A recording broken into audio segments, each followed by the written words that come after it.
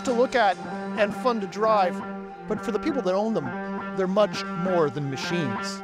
See how the bumper is split? That's why they called it an RS split bumper. So in 1958, which was the big year for chrome, so these are actually airplane seat belts. Is there one thing about this car that you like more than everything else? It's mine.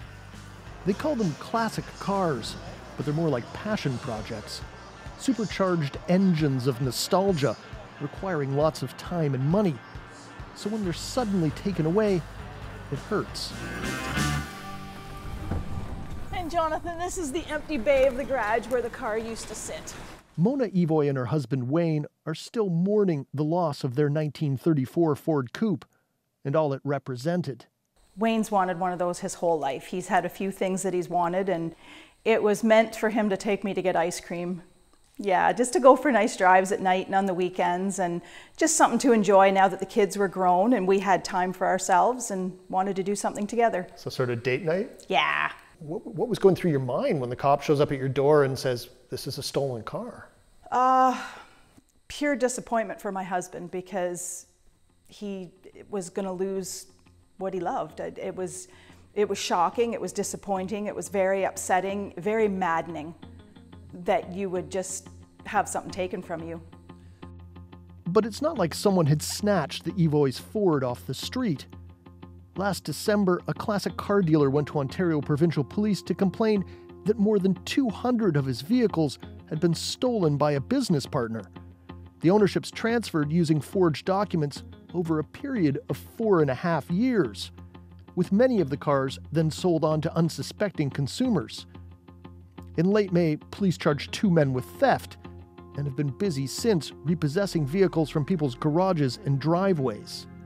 What went through your mind? What was your reaction? Pretty mad. Yeah? I bet. Singing. Yeah, sure. Take your time. Even months later, Wayne Evoy can barely contain himself. He wonders how police could threaten him with possession of stolen property charges over a vehicle he had legally registered, plated, and insured for years, and why no one will compensate him for the more than $40,000 he spent buying and fixing his vintage Ford. Why go buy a seller's package and go through all the bullshit, and then 3 years later your car gets taken? That makes no sense absolutely to me. Get the car appraised, go through all the stuff, make about 3 trips there, get it appraised again after you do a bunch of work to it, switch it over into your name, get the seller's package, put insurance on it, pay all the tax on it, and there you go. 3 years later, say, oh, that car was stolen. Huh, that makes you kind of wonder. The OPP won't say how many cars they've seized, but a Facebook group is filled with dozens of angry posts from former owners, all of them looking for answers. Hi, can I speak to Robert Bradshaw, please?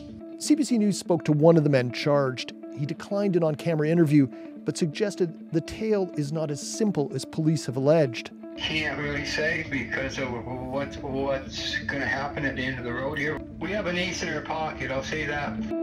CBC News also reached out to the victim, Larry Grogan of Grogan Classics. Both he and his lawyer turned down our interview requests and declined to answer written questions. To date, police have returned 45 of his vehicles.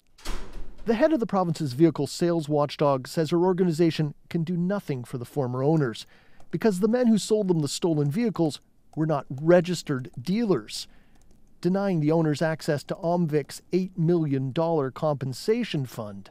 Make sure you're dealing with an OMVIC registered dealer. Take those few extra seconds, go to our website, enter the name of the seller, and make sure you're dealing with that OMVIC registered dealer. Otherwise, there are no protections, regretfully. A bit of bureaucracy that makes former owners even angrier as their dream machines slip through their fingers.